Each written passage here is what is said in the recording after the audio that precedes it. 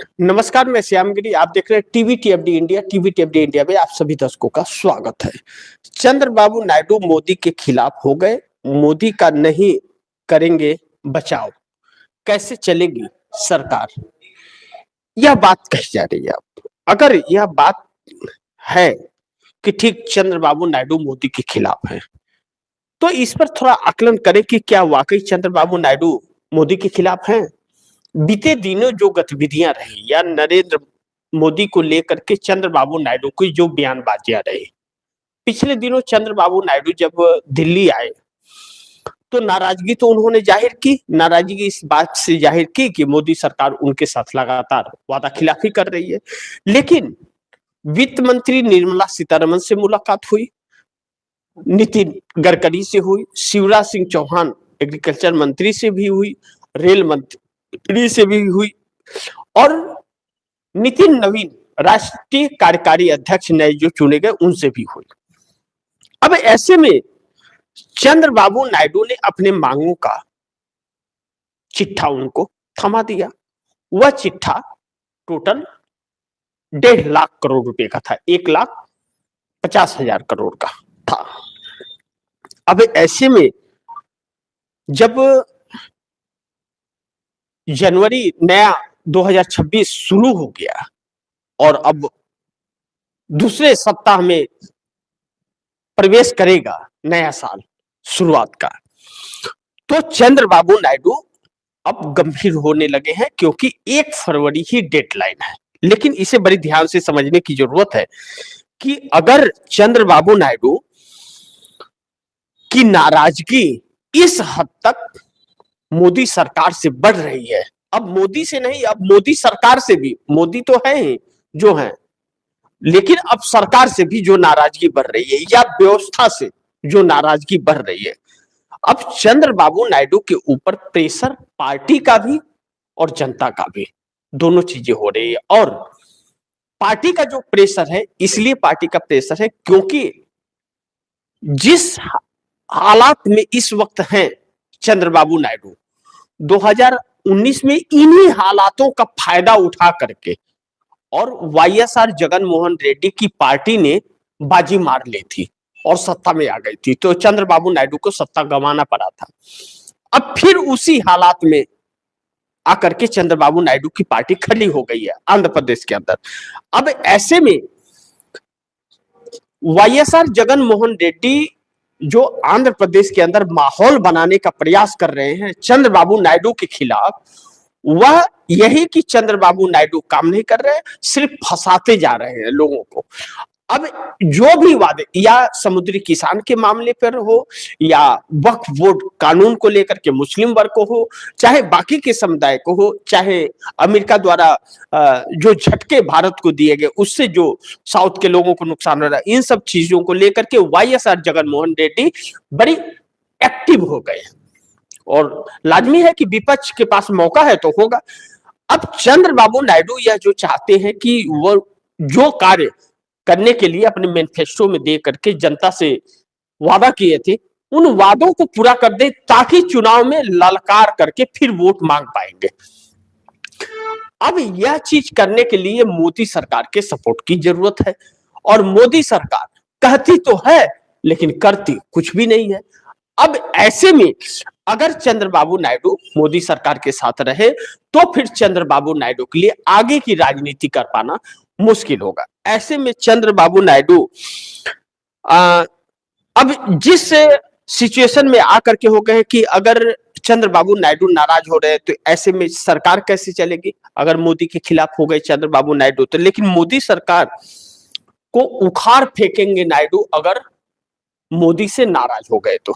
यह भी बात है कि मोदी सरकार, अगर चंद्रबाबू नायडू ने साथ छोड़ दिया तो मोदी सरकार उखाड़ फेंके, क्योंकि तब जगनमोहन रेड्डी का भी नहीं चल पाएगा। जगनमोहन रेड्डी मोदी सरकार को नहीं बचा पाएंगे। जगनमोहन रेड्डी के पास वह ताकत नहीं है, वह ताकत नायडू के पास है। जगनमोहन रेड्डी के पास 4 सांसद हैं और वह न इंडिया गठबंधन के हिस्सा है न एनडीए के हिस्सा है, क्योंकि एनडीए में चंद्रबाबू नायडू है। अब एनडीए में वह अगर आते हैं तो फिर क्या नाम है कि चुनाव के टाइम में उन्हें दिक्कत हो जाएगा, वह वहां माहौल नहीं बना पाएंगे, इसलिए एनडीए में भी नहीं है, इंडिया में भी नहीं है। चंद्रबाबू नायडू एनडीए में है। अब ऐसे में चंद्रबाबू नायडू अगर मोदी का साथ नहीं छोड़ेंगे तो जगन मोहन रेड्डी फायदा ले जाएंगे। तो ऐसे में चंद्रबाबू नायडू के पास दो ही रास्ता है। चंद्रबाबू नायडू के पास या तो वादे पूरा कर दे या मोदी सरकार का साथ छोड़ दे। ऐसे में मोदी सरकार कमजोर पड़ गई है। अब तो ट्रंप भी कहने लगे कि कमजोर प्रधानमंत्री नरेंद्र मोदी हैं। ट्रंप ने यह बयान दिया है। आरएसएस ने यह बयान दिया था कि सबसे कमजोर प्रधानमंत्री नरेंद्र मोदी हुए। देश यह कह रहा है कि नरेंद्र मोदी झूठा और कमजोर डरपोक प्रधानमंत्री हुए।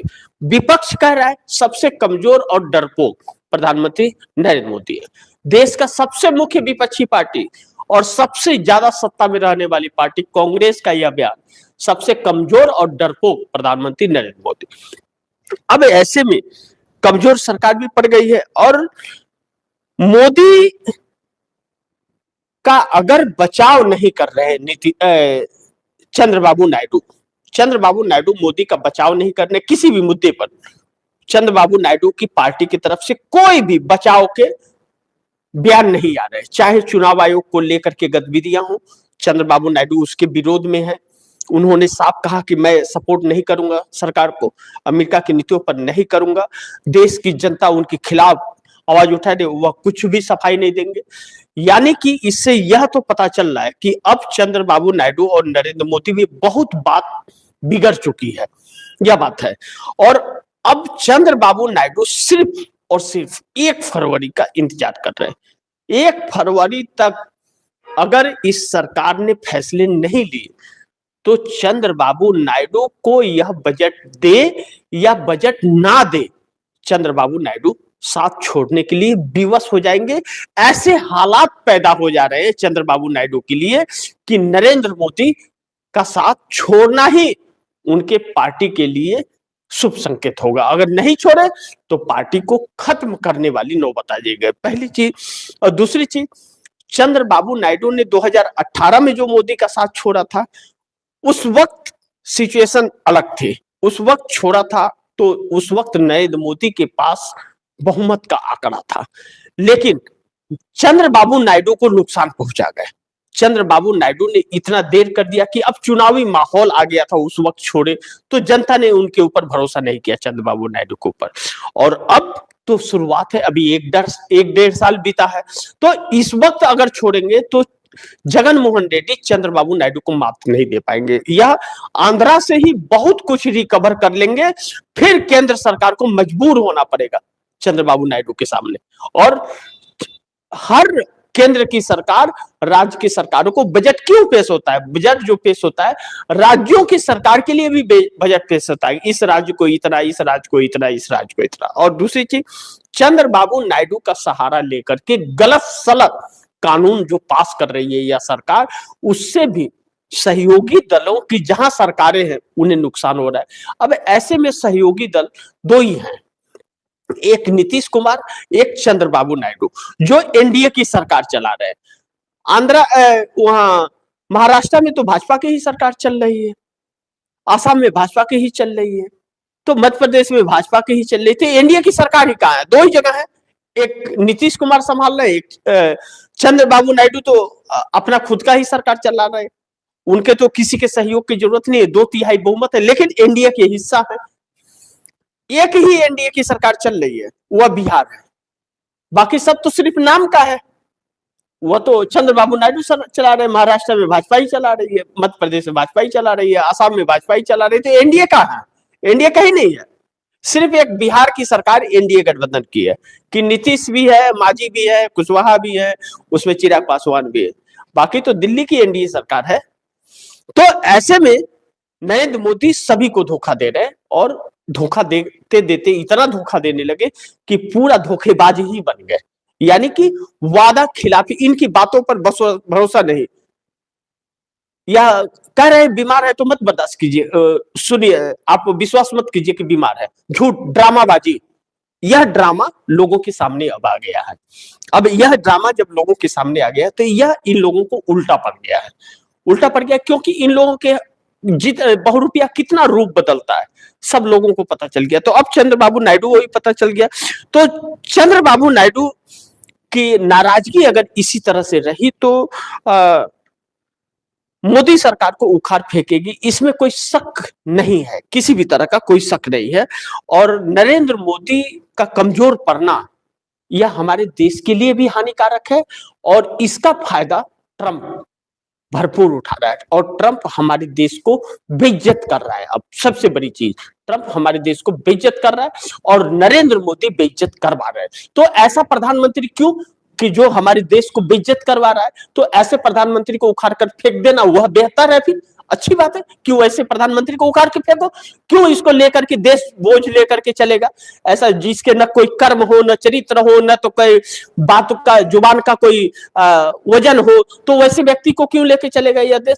वह व्यक्ति अपने गुनाहों को छिपाने के लिए कुर्सी की लालच इनकी जो है वह अब जनता समझ गई है और यह सारी चीजें अब इन लोगों को उल्टा पड़ रही है। अब देखना यह होगा कि कब तक यह सरकार चल पाती है। लेकिन जो चुनाव आयोग के रंग है या जनता जिस तरह से अब विरोध में नरेंद्र मोदी की आ गई है, अब तो नरेंद्र मोदी को भारतीय जनता पार्टी के अंदर ही चुनौती मिलने लगी है और जो चुनौती मिल रही है वह इनके लिए बड़ी दिक्कतें पैदा करने वाली है आने वाले वक्त में, क्योंकि भाजपा के कार्यकर्ता से लेकर के नेता तक अब मोदी के खिलाफ हो गए हैं और मोदी इस संकट से निकल पाएंगे ऐसा बिल्कुल संभव नहीं है। मोदी बहुत बुरी तरह से चक्रव्यूह में जकड़ गए हैं, क्योंकि पूरे झूठ का भंडार का इनका भंडाफोड़ हो गया है और इनके डंका का लंका लग गया है, पोल खुल गया है इनका। तो अब इन्हें बचने के लिए कोई स्पेस और जगह नहीं है और अब तब वाली परिस्थिति है, कहते हैं ना कुदरत की मार, जो जिसका कोई कुछ नहीं बिगाड़ पाता ना उसका ऊपर वाला बिगाड़ देता है और जिसका कोई नहीं होता उसका ऊपर वाला होता है। तो अब जो मोदी सरकार लोगों को पाखंड में और साम दंड भेदभाव और प्रशासन का धौस जमा करके जो कर रही थी, अब कुदरत हिसाब इनसे ले रहा है और इनकी कुर्सी खसक रही है। थोड़ा इंतजार कीजिए, वक्त बड़ी नजदीक आ रहा है और वक्त बहुत तेजी से बदल रहा है। ऐसे में नरेंद्र मोदी सरकार के लिए आने वाले वक्त में बहुत संकटों का सामना करना पड़ेगा और चंद्रबाबू नायडू की नाराजगी मोदी सरकार की कुर्सी खींच सकती है, छीन सकती है। तो इंतजार करते हैं। फिर बाकी आप दर्शकों की क्या राय है, क्या सुझाव है, कमेंट बॉक्स में जरूर दीजिएगा। इस खबर को ज्यादा से ज्यादा शेयर कीजिएगा, अपने दोस्तों को भी कहिएगा आगे शेयर करें। आपने अगर चैनल को सब्सक्राइब नहीं किया है तो टीवी टीएफडी इंडिया को सब्सक्राइब जरूर कीजिएगा, अपने दोस्तों को भी कहिएगा। मिलते हैं अगली खबर के साथ, तब तक के लिए नमस्कार।